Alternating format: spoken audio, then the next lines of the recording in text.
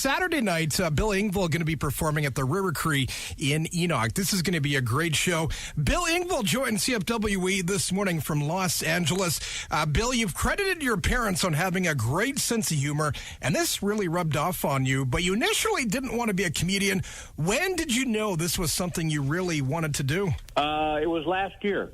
I think probably I started out wanting to be a doctor like my dad, and then I realized that requires school, and so that went and a lot of work. So I thought, I was really just kind of floundering. I mean, literally, I was just I was a DJ in a nightclub, and I was young, so I didn't really have any pressure on me. And then I found this comedy thing, and just never looked back. It's always been it's been the only job I've really ever had. How did your signature "stupid people, here's your sign" routine originate? The bit used to be that I thought stupid people should be slapped, and I still believe that. But one day my wife just said, you don't look like a guy going around slapping people, so I came up with this idea for a sign that just says, "I'm stupid."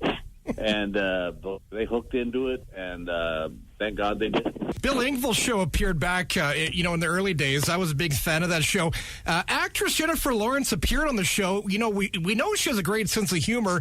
When you initially hired her, what drew you to her? I hate to use this term, but it really is the only one. She just had it. There was something about her. You knew that I remember when we hired her, I looked at the other producer and I said, we're going to be writing the show where she goes off to college, because she just was so good and just she's so genuine, and I think that's why Hollywood embraced her, is she hadn't been jaded, and and I'm really proud of her, what she's done, and I cherish the days we had her going on the show because she was great. You were on Dancing with the Stars, and you finished an impressive 4th place. Did you even think you would have gotten as far as you did?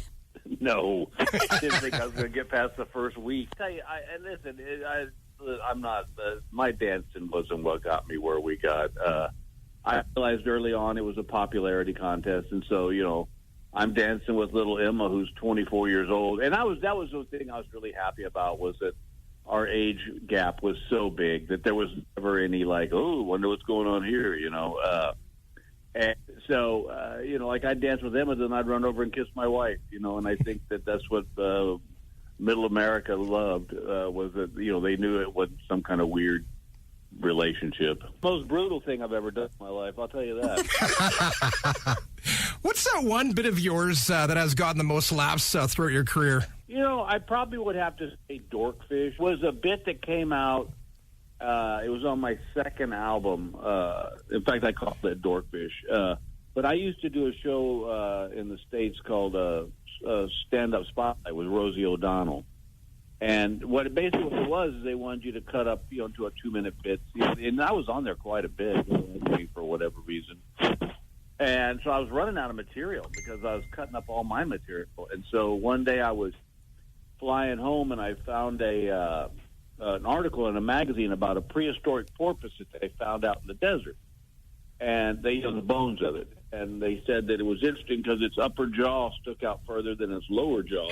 So I figured it's a fish with an overbite, which then led me into, it'd be a dorkfish. A dorkfish on a corn dog, and it was just so stupid, but people just loved it. They're like, "Oh my God!" They go, "You don't do dorkfish anymore." So every once in a while, I'll throw it in there. Bill, who's the coolest person you ever met? That's a great question, man. That's the first time I've ever been asked that. As far as just the coolest person, probably, I guess Bob Newhart.